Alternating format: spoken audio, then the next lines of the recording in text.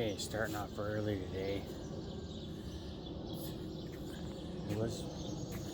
Said 78, 80 degrees yesterday. But man, I got my back up burned.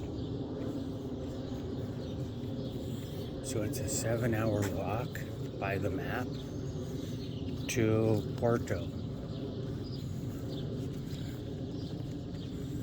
If I get up early, that means that at 1 o'clock I'm in Porto. Because Porto is a big town.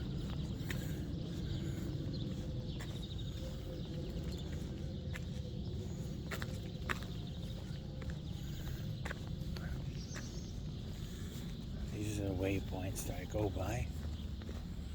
I was the first one out the albergue last night, or this morning, and I was the first one to bed. They have a big party. I guess 19 years that albergue has been in operation. So they were celebrating. The last thing I need is a hangover in hot sun. Besides, it's a bunch of kids and they were screaming, yelling. It's like, okay. I mean, don't get me wrong, I don't know maybe I was just lazy. But I just wasn't into it.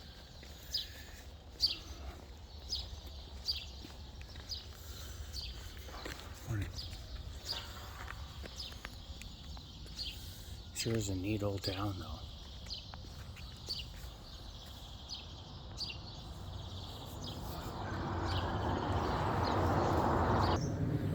Also, some crazy things happen this time.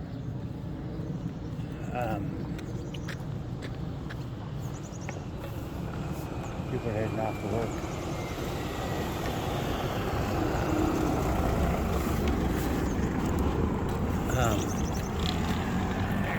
So the French woman that I talked to, that's been bothering me. She's pissed. And she really gave me a tirade. Her comment was pretty much, where are you? Where is the United States? Because what happens in the United States 20 years later is in Europe.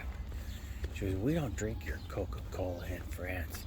You insult us, And of course there's a bunch of retorts I could give because I know a little history, The Israelis had to bomb a nuclear power site in Iran because the French sold them nuclear reactors or helping them build a nuclear site that they said was just for power. But those people, they just want to bomb Israel. It's a terrible situation there. I mean, there's bombings going on every day and night. But regardless of that, I said nothing. I just listened. Because she had a lot of good points. She goes, you people, you hug your Second Amendment. Oh, it's my Second Amendment. Do not take it away. She goes, look, seriously, what is going on in your country? Look what's going on. And she started just boom, boom. This is a woman from France. Boom, boom, boom. Nailing these things that I'm not going to go into them individually. She goes, all these things are happening to you people. And where are your Second Amendment? No, it is pretty. It is on the shelf. It is tucked away. You are proud of it. But you don't use it in times of tyranny. What good is it? And,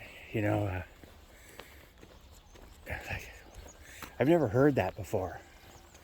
But she's right. I've looked around and I've made points based on the same philosophy. And that is,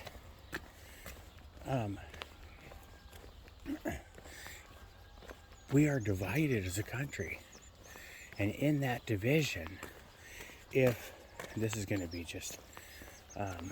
that division was ever figured out, that the government obviously is a tyranny, they're stealing money from the people, and I could cite a lot of different reasons for that claim. All you gotta do is listen to Rand Paul for an hour. We're building sites all over the world creating viruses that'll end the global population, and no one's outraged. That should be the single most important thing human beings on this planet are freaking out about. But they're more concerned about the result to them and wearing the costumes they're told to wear. But no one's saying, hey, bomb those places, burn them to the ground. There can be no good coming out of them. Like I said, so she just lambasted me. And she said,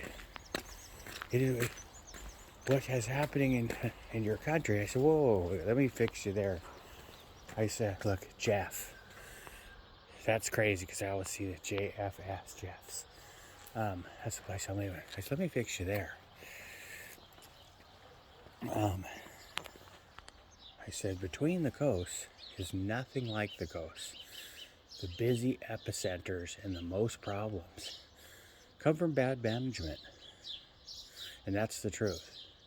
And the bad management never seems to change. They complain about the other side, whichever side that is. But they don't change the management problem. If you have a bad manager, it affects the building. If you have a bad government, it affects everywhere that government resides. And it's just bad management, it's not politics. So, until you fix the bad management and make sure that voting is actually accurate, nothing's going to change. It's getting worse. And so, I made that point. But it was interesting because she was mad. She's like, in 20 years it comes to us what is dealing with you are dealing with. And I said, right now people are leaving your small town and they're going to the bigger town for bigger money. And a hidden restaurant said, it is very bad, the smell, when they grow, because when they grow this much stuff, product. There are two kinds of corn, she said.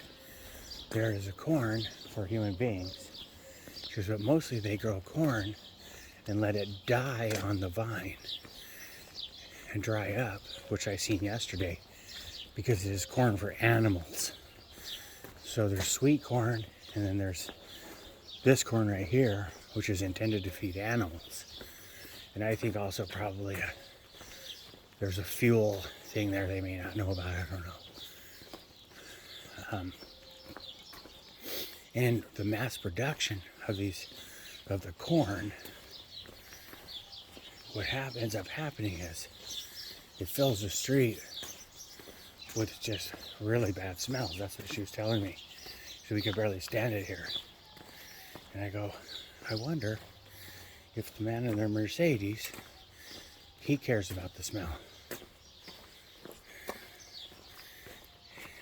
Because it's an interesting point how it affects so many, but it's caused by so few. So that's kind of been twisting through my mind right now. Plus the Alberta guy was at. I tend to do this too. It's something I got to work on, is wordplay. And that is, he's an older man. He was in the army or something. And I said, yes, sir, I understand. Because he was drawing an air of authority, and he's a volunteer. And out of respect, I called him sir. Because I am not a sir. I have not been a sir since I was some rank in the army. And I said, well, okay, ma'am. And I don't know if that stuck or stung or anything. I shouldn't have said it, but he was reading my button. This is my name. And I have a problem with names, so I could read his button 10 times. I still don't know what his name is. But I think it's a block. There's something up there. So anyway, he goes, you're not going to the party of St. James? Because I woke up to the bathroom. I said, no, I'm not. And he looked at me all puzzled, like, can't you hear it's so much fun outside? And I said, yes, I do hear. And I was polite. But it's like I say, One thing I don't need is a wine hangover. Now, anything in moderation. I had a good dinner, I had a good visit with the people in the town. And these guys were up till 3 o'clock in the morning. They started coming to bed at early. And I'm packing out early today because I want to get to the next place. And randomly, I'm the slow guy.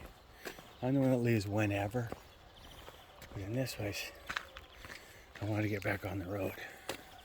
So there's my good morning thoughts. It's a matter of using up my words. So I'm not repeating them all day. And they're not toying through my head. I have placed them on this recording so I can let them go.